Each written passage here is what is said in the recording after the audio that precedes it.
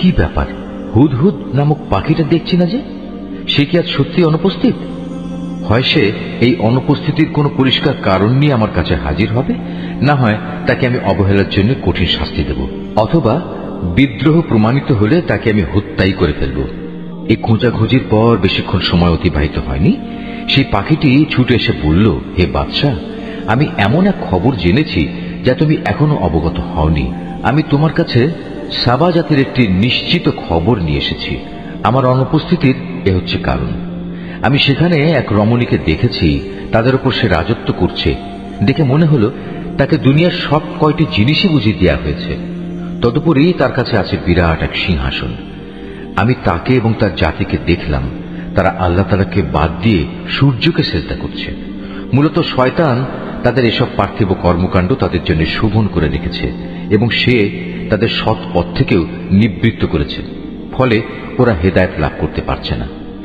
শয়তান তাদের বাধা দিয়েছে যেন তারা আল্লাহ তাআলাকে সাজদা করতে না পারে, যিনি আসমান সমূহ ও জমিনের উদ্ভিদ সহ সব গোপন জিনিস বের করে আনেন। তিনি জানেন তোমরা যা কিছু গোপন করো এবং যা কিছু প্রকাশ করো। এই আয়াতটি যিনি তেলাওয়াত করবেন এবং যিনি এই আয়াতটির তেলাওয়াত শুনবেন, তাদের সবাইকে এখানে একটি সাজদা আদায় করতে হবে। এটা ওয়াজিব। আল্লাহ তাআলা ব্যতীত কোনো মাবুদ নেই। তিনিই হচ্ছেন মহান আরশের অধিপতি। এটা শুনে সে বলল, হ্যাঁ, আমি এক্ষুনি দেখছি। তুমি কি সত্য কথা বলছো, না তুমি মিথ্যাবাদীদের একজন? তুমি আমার এই চিঠি নিয়ে যাও, এটা তাদের উপর অর্পণ করো, তারপর তাদের কাছ থেকে কিছুক্ষণের জন্য সরে থেকো। অতঃপর তুমি দেখো তারা কি উত্তর দেয়। সুলাইমানের চিঠি পেয়ে সাবা জাতির মহিলা সম্রাজ্ঞী পরিষদদের দিকে বলল, হে আমার পারিষদরা, আমার কাছে একটি গুরুত্বপূর্ণ চিঠি পাঠানো হয়েছে। তা এসেছে সুলাইমানের কাছ থেকে এবং তা লেখা হয়েছে রহমান রহিম আল্লাহ তাআলার নামে। চিঠির বক্তব্য হচ্ছে, তোমরা আমার অবাধ্যতা করো না এবং আনুগত্য স্বীকার করে তোমরা আমার কাছে হাজির হও।